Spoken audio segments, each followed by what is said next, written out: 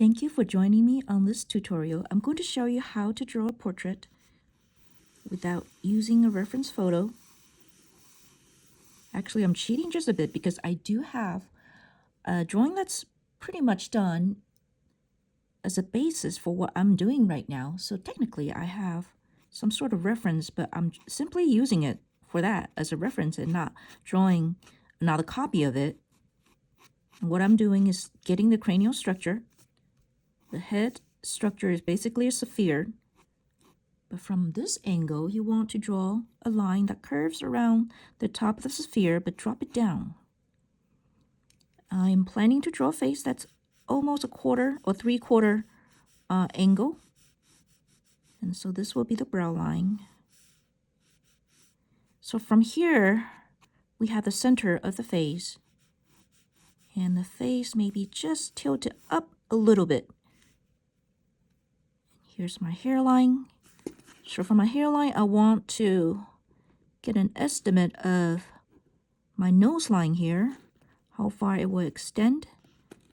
So from my hairline to the brow line, because the head is tilted slightly up, the line of the nose, the eyebrow line to the nose will probably be a little longer because it's facing toward us, and the back that's receding will receive some shortening.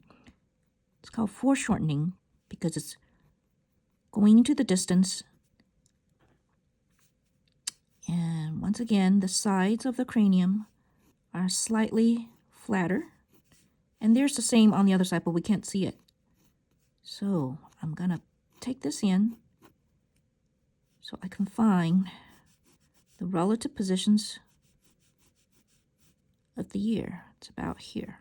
Now most of these are, well, subject to change, because as I continue to draw and refine the face, I will do quite a bit of addition. Planning on drawing this face at about 3/4, but I'm also planning to draw part of the torso. So my basic idea is drawing a person who is turning her head to face the back.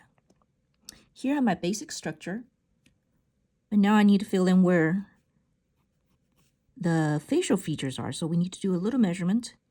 Unlike the face that is facing the front, this face that is facing 3/4 will receive some kind of foreshortening in the proportions as well.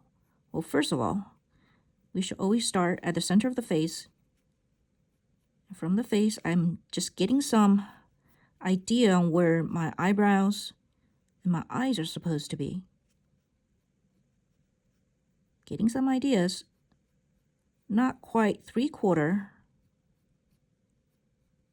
but fairly close in terms of the angle of the head. 3/4, but I still want her to be looking at us.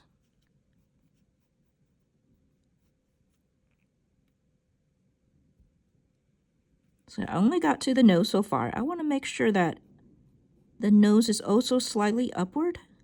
So technically this nose should be just a little shorter, a bit shorter. And again, from the nose to the mouth, it's about halfway to a third. This position tends to make the lips look a little thicker. Just indicating where the top and bottom of the lips may be. Now the head, I have to make a decision. Does the head turn up all the way? Which means it's not as upward tilted as I would like it to be.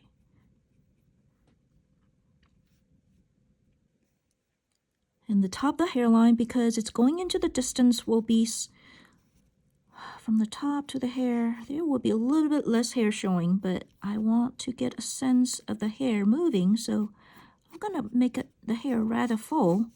But again, I'm not drawing any details right now, just getting some sort of idea of the mass of the hair. Maybe should still be, here we go. Don't want it to overwhelm the center of the face. But that's for later. I want to keep this in mind that my focus from the very beginning is that of the expression of this person. Okay.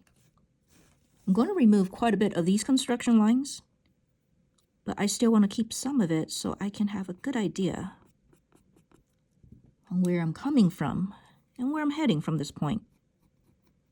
Technically, we don't have to worry about the hair because I'm planning on covering the ear, this side of the ear, with the hair, and the other side is covered by the structure of the head itself.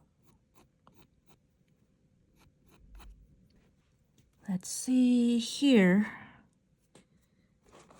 The ear is usually flush with the angle of the nose. So if the nose is going this way, here is the ear. But once again, I may have to erase these lines because the ear is not seen when it's covered by the hair. But I'll leave it in for reference as well. Covering. Now I'm looking at this and thinking, I don't like the angle of the eyes at all. Why not? Well, I do want the head to be quarter profile, but at the same time, once the face is lifted up a little bit, there will be some kind of downward turn to the eye. So I need to make this eye a little bit lower. There's a fine balance to the angle of the face to the left of the viewer, and also the angle of the face as it is tilted back. I'm doing this mostly for imagination. I do have something sort of like a reference, but I don't want to copy it.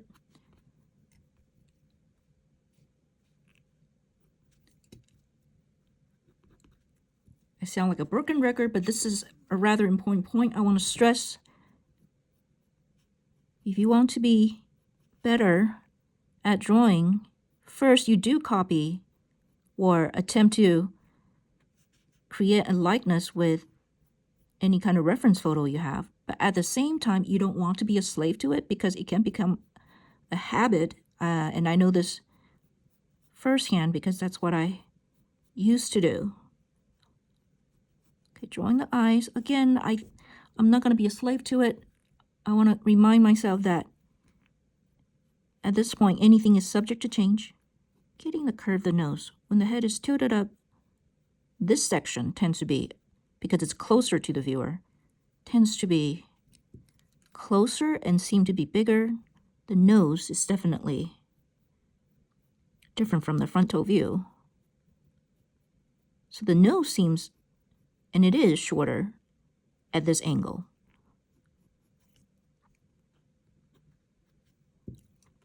I don't want to get too much into detail, but I do want to have my proportions right. Tilt it up just a bit. I want to make sure that I have the perspectives right. Same thing with the nose and the mouth. The mouth is interesting because a lot of times, even though it does curve along with the rest of the facial features like that, it can droop a bit. I don't know if you've noticed by looking at pictures online or in magazines, I've noticed that sometimes the lips have a life of their own. As to how thick, again, because of the effect of the tilt of the head,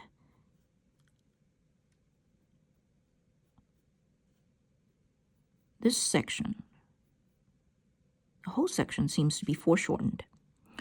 But at the same time, because it's foreshortened, it seems to be thicker, wider. So how far? And the lower lip, in comparison to the upper lip, seems to be a little thinner because, again, it's becoming a little bit less rounded.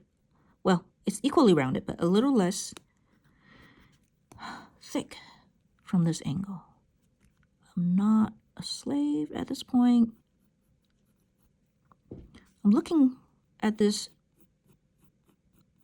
sort of something starting to emerge. I like this a little better than my own original sketch. But I'm still working from the center of the face. I'm making sure that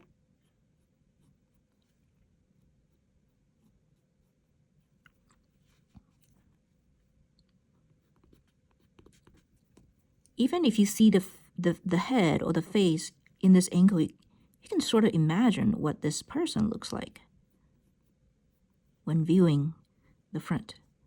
So there's a slight downward, but because it's tilted up, there's not a whole lot of angle to that tilt.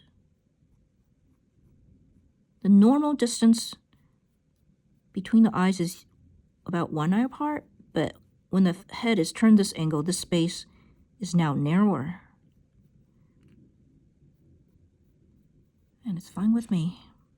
Let's see, do I want to draw this eye a little smaller? Because again, the possibility of foreshortening means that the eye that is farther from you or further from you would seem a little smaller than the eye that is closer to you. I think I drew the eye just a little much bigger, a little too big.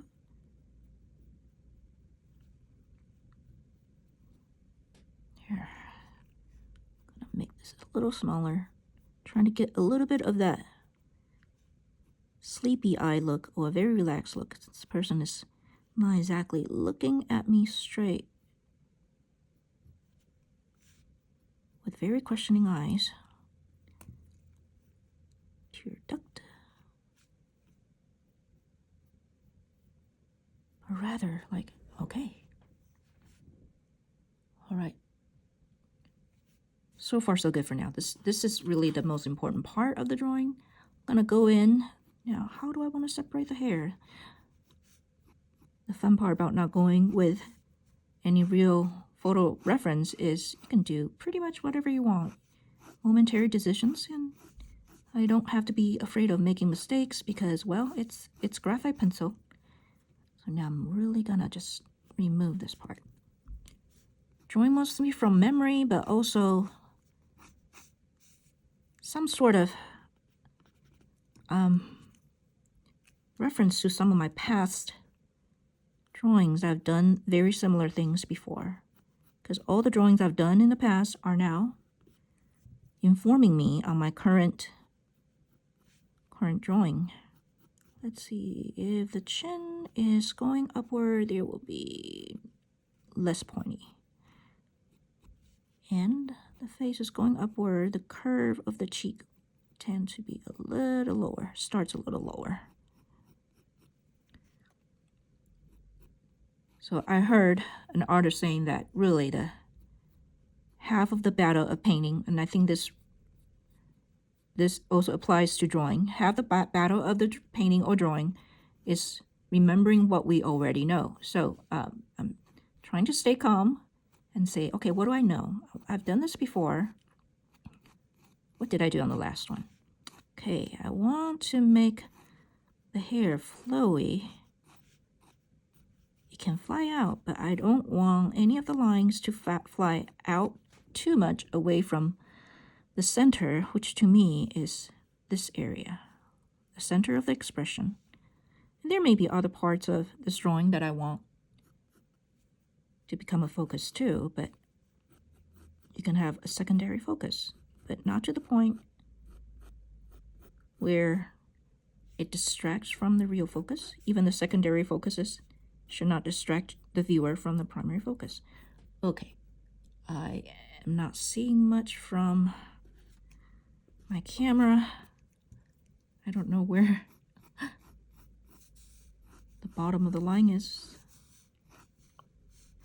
As for this side of the hair, I don't have to make decisions right now. Again, sort of maybe the idea of a warm summer day, someday on the beach, very breezy. The hair's all over, could be in any directions really. So part of the neck and definitely the upper back. Sort of keeping it random. Keeping it loose for now. can change it if I feel like it. Hope I'm getting the top of the hair in the camera. Hair may be going sideways, topwards.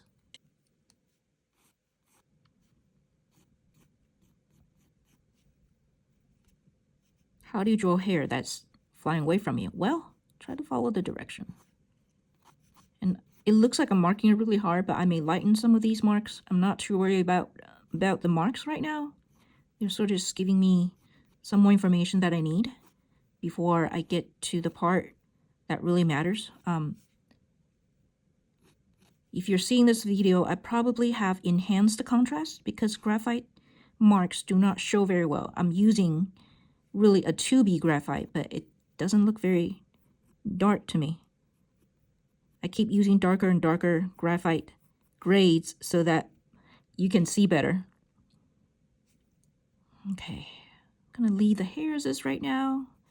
I have to decide on my points that, on the parts that I would need a shade. So once you get your framework, you want to think about the light source, because from the light source, you can determine where your shadows are, and shadows are really, really important. Because without shadows or any kind of shade, the form will seem very flat, and your drawing will not look anywhere near the depth or the volume that you want to create. I think at this moment, the structure is mostly done. So where should the light come from? And therefore, where would the shadows be?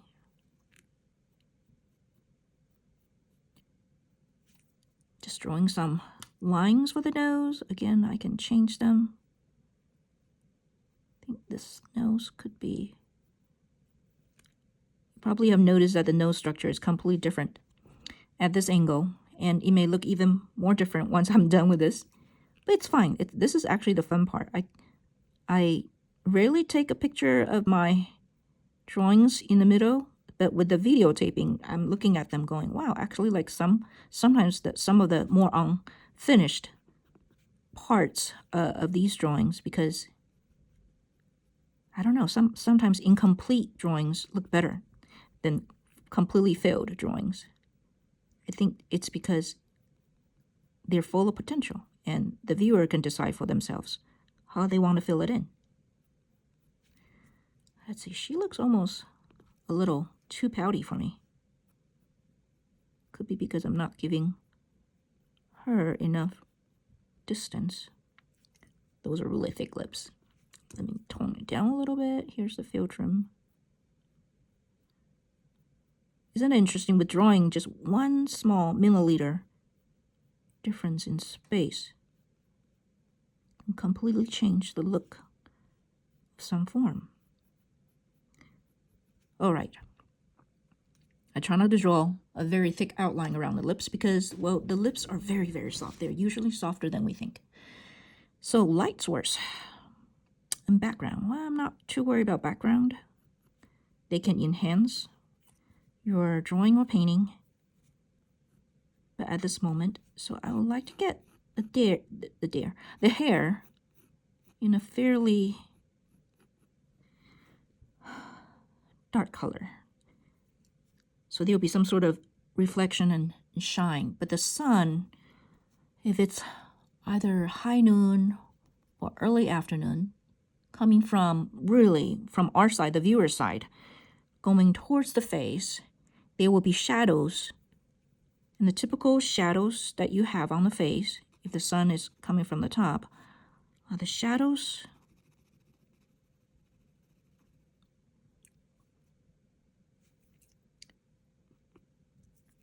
in the hollow of the eye socket. I don't usually draw the eye socket, but really it's just the area of the eye.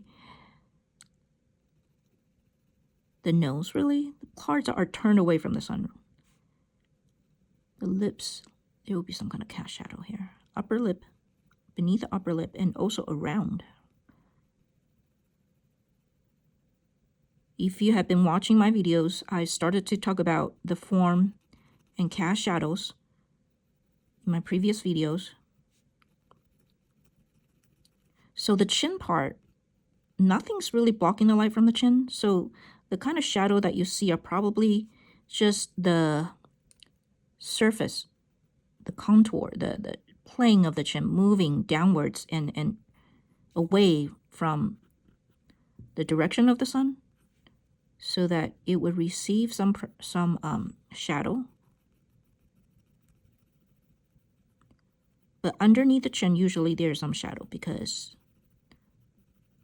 it's from, there'll be some shadow from the hair. From the hair, from this part of the chin that is pretty far out from the neck, there'll be some sort of shadow too. Okay, deciding on the shadow.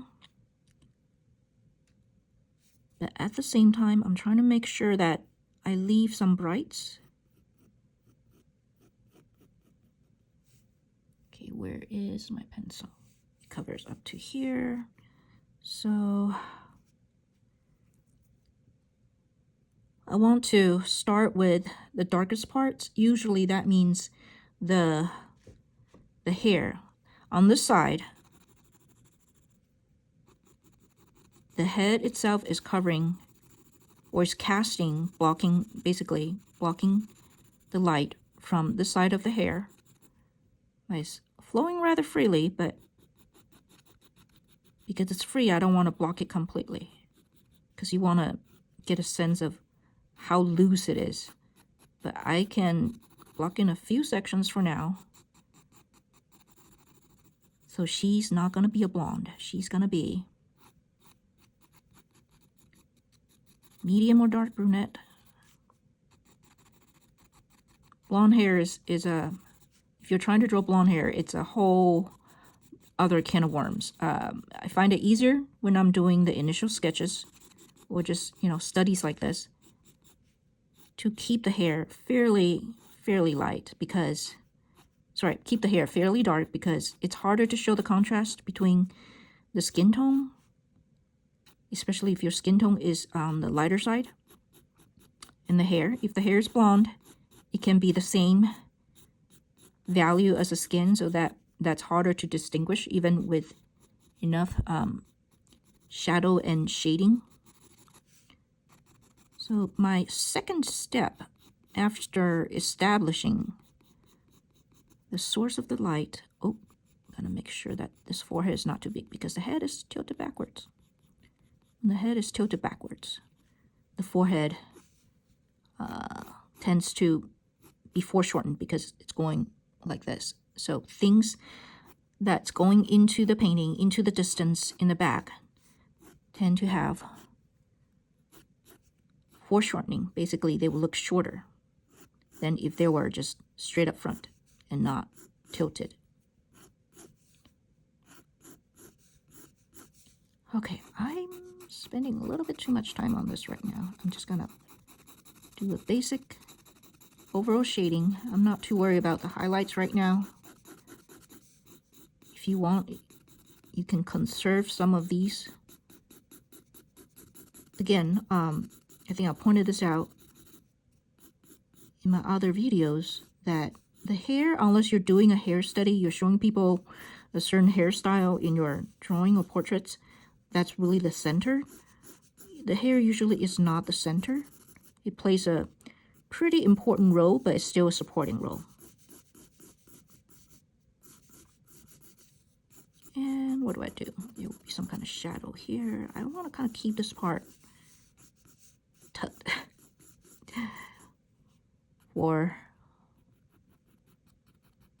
And this part of the hair will be casting some shadow, but the neck, because it's set more inward, will be receiving the bulk of the darkest shadows.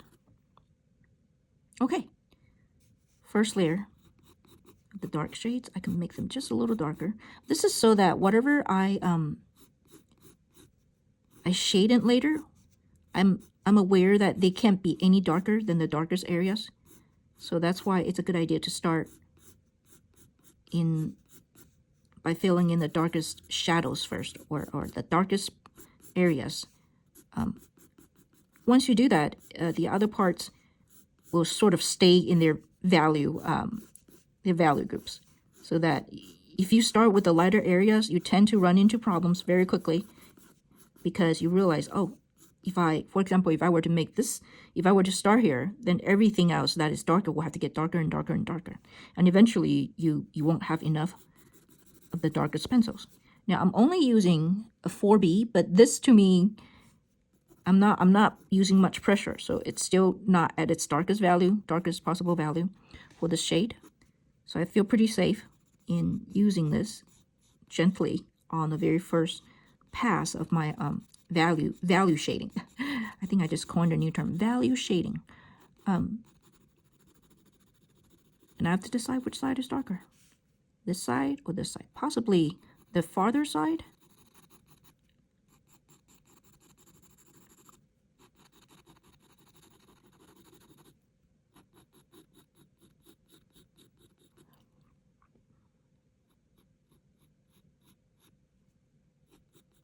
Careful around the contours of the face, because if I have to change it and I make it too dark right now, it will leave a mark. Okay, I've darkened what I think are the darkest parts of the cast shadow on the hair and maybe on the neck. So everything else in the face should not be darker than any other parts, than the darkest parts of the face itself. So I'm going back in with my 2B mechanical pencil.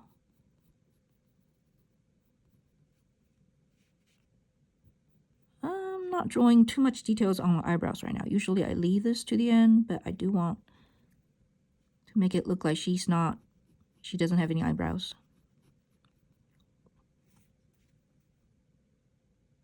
Okay, and the eyes, and the nose. This part will receive some kind of shadow, but it's very soft because there's a very soft transition. And there may be some cast shadow here, but the sun is very bright, so maybe not as much cast shadow. This is more of a form shadow, but it's the contour of this lower lid. It's turning away from the sun, so I'm making this not too hard for myself because I will have to spend a lot longer drawing, if not explaining what I'm doing and why I'm doing it. If you're new to drawing faces, I recommend that you refer back to my first tutorials on the basics of drawing the facial structure, because things get a little harder. In the first tutorials, I basically cover how to draw a face as facing the front and maybe facing 3/4. And this is almost a 3/4, not quite, but with a tilt. So this makes things much harder, even though it doesn't seem like that much different from a regular 3/4 angle face. It is much harder because of the effect of the tilt, the foreshortening of the different parts of the head. So I drew this eyes first. Can you wonder why? Can you guess why? Because this is the darker side. And now I'm moving on to the forehead a little bit. With the forehead, you have to keep in mind also the different planes and the underlying bone structure. The foreheads are usually a little lighter in color because they tend to have a more bony surface, and we can see some of the coloring of the bone on the forehead. Let's see this eyes into the sun, but there will be some shadow here because once again the forehead is curved. All the planes on the face are curved to some extent, to a greater or lesser extent. And here, usually there's a bit of, I won't call it partition, but some sort of division between the higher part of the forehead, the lower part, and sometimes for some people, there's a very prominent division, especially the male species. It's a more masculine feature. Here, my problem, of course, is that now that I've darkened the forehead, this seems like it's too light. I have to darken it out. That's why we have to be careful on how we shade and where we begin shading. Now this side, part of it is definitely very dark. Like here, this area of the eye sort of recedes from the sun more. And this area under the eye, I wonder if it's receiving form shadows, or sorry, cast shadows. And this part probably will receive some kind of cast shadow. Now to the nose. This is a part I'm usually very careful with because the nose is at the center. Everything you do at the center affects every other parts of the face because the center, well, I'm planning on it being the focus. The nose, there are a few planes, crescero planes on the nose, and this part, I forgot what it's called, but it turns inward away from the light source, so it will have some kind of form shadow.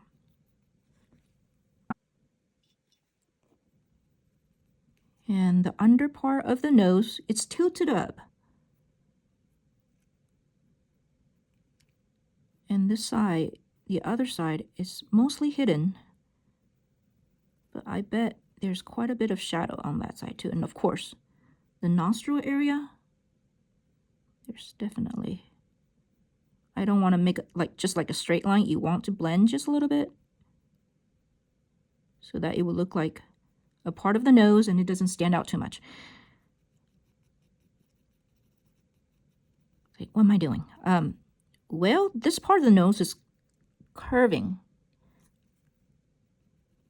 Imagine it curving to the side, and then there's a really steep angle, but right here, it's almost turning to face the other side of the face, but not quite just yet. So there will be some sort of soft shadow. Again, I did some studies before, so I can remember this.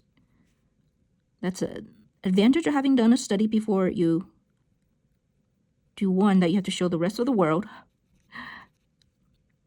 Okay, now down to the lips. The upper lip is curved. I don't know if you can see the direction. It's curved in this direction, so it's facing downwards really. So there will be quite a bit of form shadow, and there may be even some cast shadows from the upper lip. I want to make sure. Remember what I said about the lips drooping a little bit?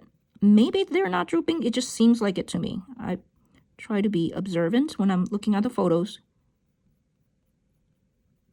And we don't want to be dictated by what our assumptions are, but we want to have our assumptions overturned by what we observe in a photo picture, especially not one that's not AI generated. I'm not bagging anyone. I'm not bagging AI generation. In fact, I've used them before as some reference, but there's still some limitations right now. As much as you can, use a photo reference from a source that's not too much edited.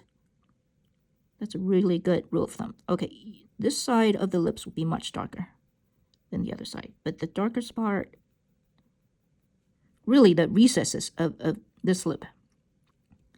I forgot to explain. My lip color, I try not to make it too dark, but it does look like she has some kind of lipstick, which is fine. But I want to get to the other parts of the face too.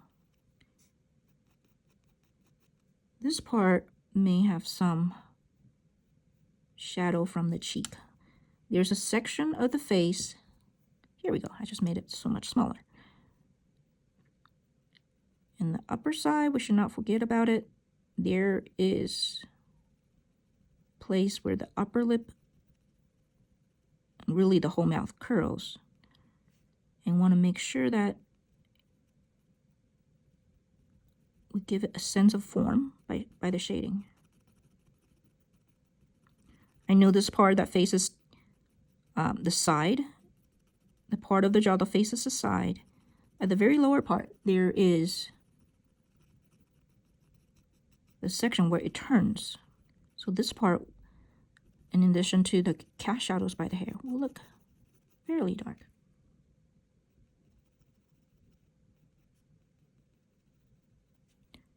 Cast shadow, darker, cast shadow, darker, cast shadow, darker. Form shadow, not a start, but it's turning away too, so it's fairly dark. Possible cast shadow, definitely form shadow.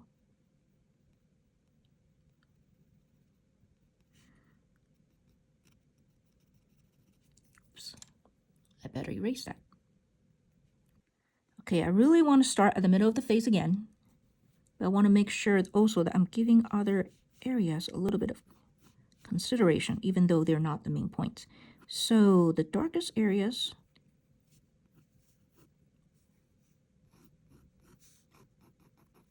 so how much concern do you want to give other parts that are farther away from the center? Well, basically not much, unless you're doing a hair study and you're focusing on the texture of the hair, the volume of the hair. So again, I may just leave some parts of this just with a little darker shade. I need to go back to my 4B pencils because I want to give it a sense of roundness without being too overwhelming for this portrait.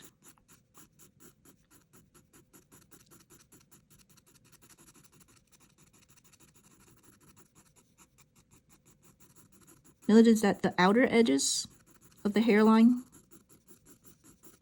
maybe I should not call it hairline, the contour of the hair itself, it's not hard. It's not a harsh line. It's not a hard line.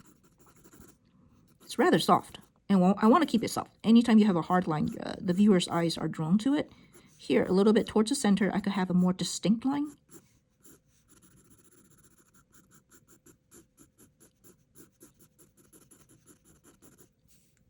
All right, downwards, possibly more form shadows, darker.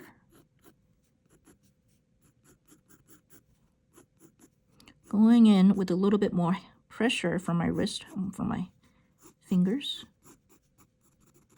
There's a bit of highlight, but again, I don't want it to let that be the center. It's far enough from the center of the face that I could say, all right, I don't need to spend much time on that, or in fact, I really should not be spending a whole lot of time on that. And in comparison, this side should even be darker, shouldn't it?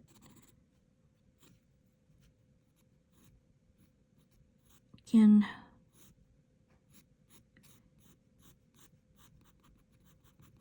this side may be receiving a little bit more attention because technically you're closer to the left side of the face. It's really up to me. I can just make it loose. It's up to you as to how much transition you want to put between the face itself and the surrounding supporting role, supporting actors.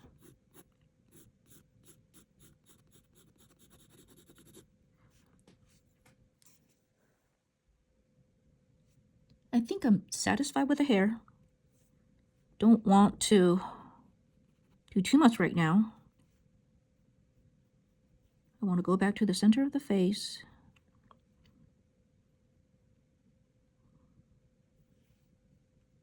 I wonder if this eye should be just a tad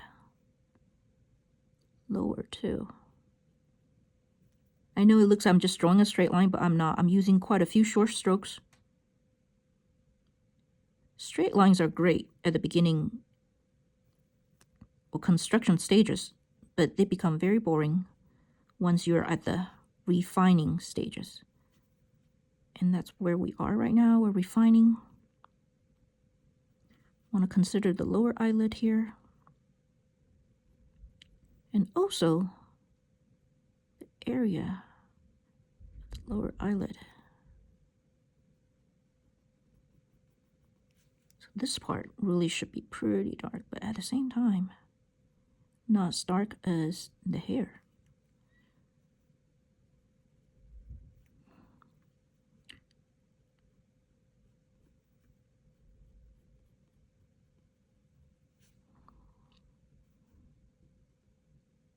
Okay, getting to the eyes. To me, the eyes are really the most important part of a person's facial expression, and I'm usually terrified of putting it in first because, well, if it goes well, then it's good. If it doesn't go well, then what do I do with the rest of the face? So I usually leave it to the end. If it doesn't succeed, then at least I got to practice how to draw the rest of the face, right? But I know plenty of people who start drawing with the eye first, or they draw it at the same time as they draw the other features. Either way is fine. I don't think there's a right or wrong way to do it in terms of the order. Now, in terms of emphasis, I believe you should spend a lot more time in developing or drawing or refining your eyes because, again, they're in a portrait, or especially in this kind of very limited portrait, that you don't have that many facial features that tell the viewer the story of the person. And mostly it's through the eyes, their facial expression, what they're expressing through their eyes. This part, I think, will have very little light here. Yeah. So you should also fill in the upper eyelid to the... I don't like the angle, but it's okay. Pretty sure the left eye, it's, from my point of view, is much darker than the right eye because it's partially blocked.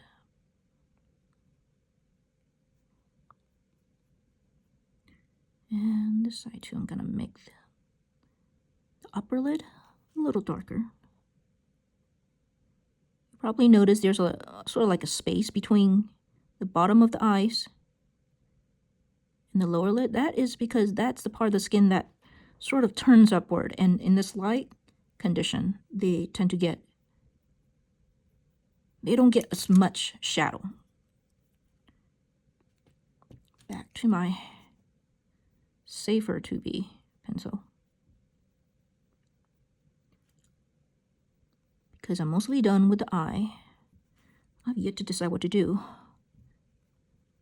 with certain other parts of the eye, but I think that's good. I'm just darkening this shadow again.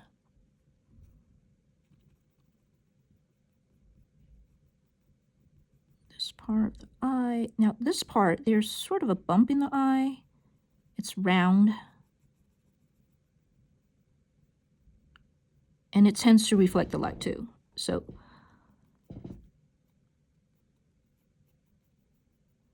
here I am drawing in.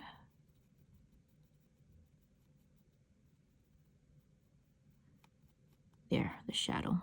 Well, that enhances the highlight. So where is the highlight?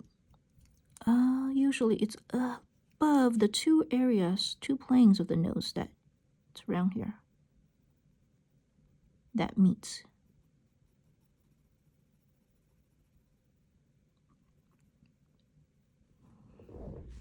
I hope I make it clear. Now it looks like I need to darken the side of the face just a bit.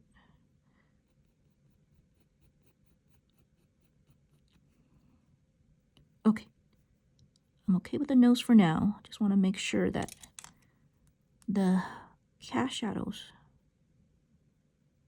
are strong enough to indicate the structure of the nose that casts a shadow. Now to the lips. Are the lips important to the overall expression? Yes, very. Are the details of the lips important? Maybe. Some people like to draw, what do you call those? The lines on the lips. In fact, every line, and I think for me, similar to the hair, unless it's a hair study, I won't draw, even if it's a hair study, I won't draw every strand of the hair. So with the lips, I will not draw, because all you need is to, instead of drawing, you just need to indicate. So I'm not drawing the lips so dark with so much contrast that it draws the attention. If I want, I can just, for example, do this. I want to, first of all, get the right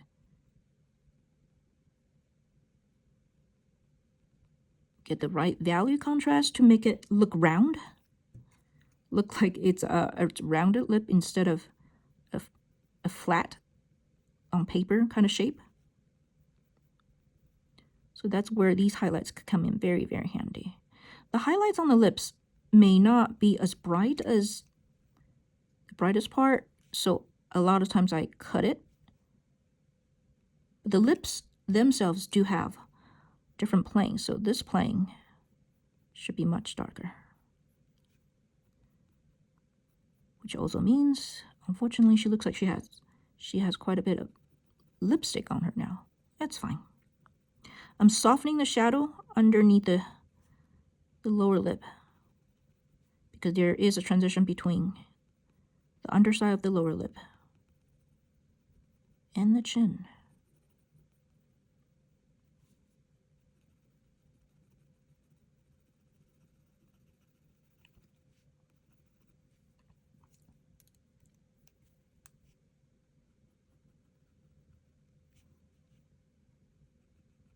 Switching back to my 4B mechanical pencil, because even at this stage I want to make sure that I use the sharpest pencil tips, basically to keep the tips of your pencil as sharp as possible, or like me, use sort of like a fine line mechanical pencil for my hatching and cross hatching. I'm hatching, basically I'm drawing the same direction. Cross hatching means you're combining long or short strokes of different direction to create mass, to create bulk, to create darker values. So I'm definitely pressing in more. If it's still not working for me or for you, you can consider using something even heavier. Did you notice how I just shaded that? It's like, it's important, but not to the point where I want people to. I want people's eyes to go out, come back. Go out, come back. I don't want them to go out and out and out. This is something I learned from quite a few artists. They keep saying that it a lot of times does apply to portraits as well. It's not just in landscape or still life that you want to keep the idea of you know, keeping your viewers' eyes engaged within the painting or the drawing itself, so they won't go to the other paintings. It's right next to it. I think it takes a long time to develop the sense of composition. Portraits, in a way, we have it easier. If you're into drawing portraits, it's like, okay, focus on the face. Focus on the hair. Now, I didn't mean for her hair to have one side that is dark and one side that is light, so I need to darken the hair just a little bit more. As to the highlights, well, we have an eraser. If necessary, I'll do it. This is, again, just to convey a sense of roundness without over. The trick is, you know, how much should you do it, how much should you not do it. Putting in some cast shadow or maybe some. I really didn't have a whole lot of space to show you how I draw the shoulders. Again, learn from real life, photos if necessary. But basically, I think this is where the armpit should be, but it's under the picture already. So I'm just going to draw some form shadows. Yes, you got it. The shoulders are rounded. Could be even more rounded than I think.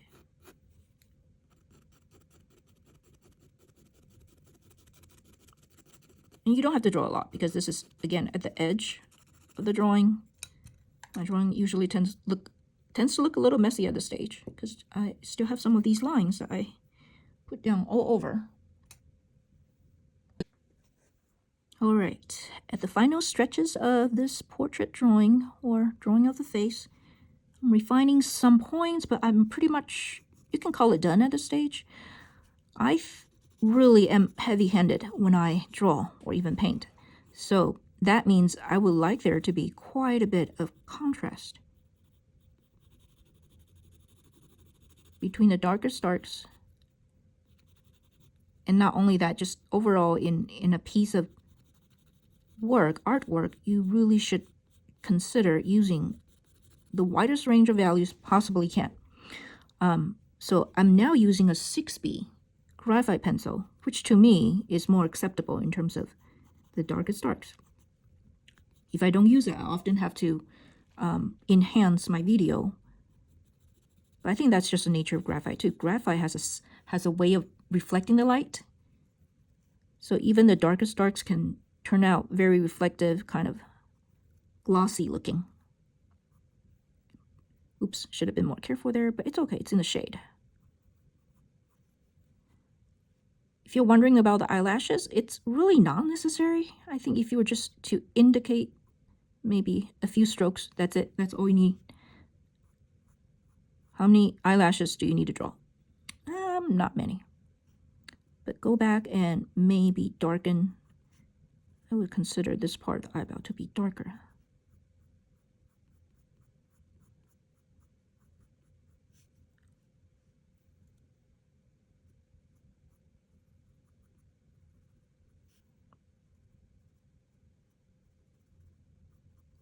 And being really careful with that. And darkest areas possibly include the nostril. At the very beginning of these cast shadows, maybe even underneath. The very deep recesses between the lips.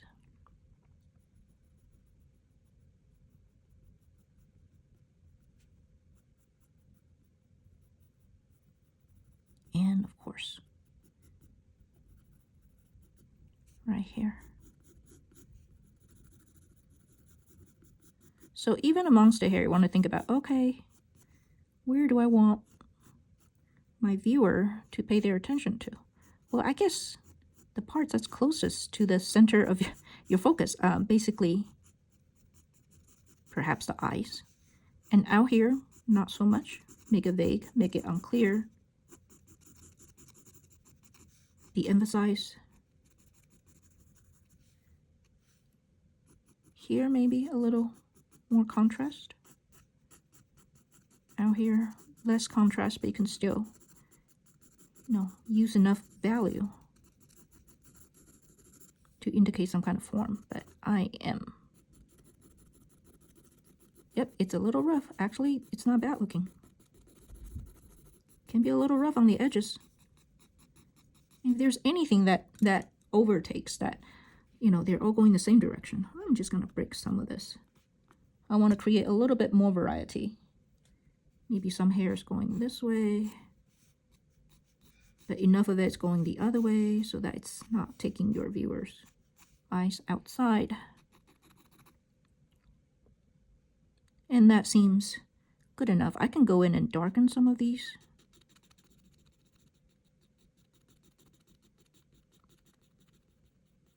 There's a bit of the muscle here. Want to watch out for.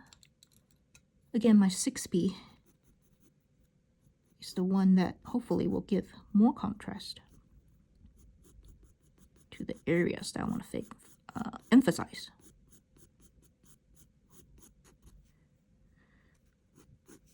I can work on it forever in terms of the refining part, but what I try to do, but I don't get to do enough, is to give it a couple of days, come back, take a look at it, because often I will get a fresh perspective on what is good, what is wrong, and I'll go in and tweak it a little bit.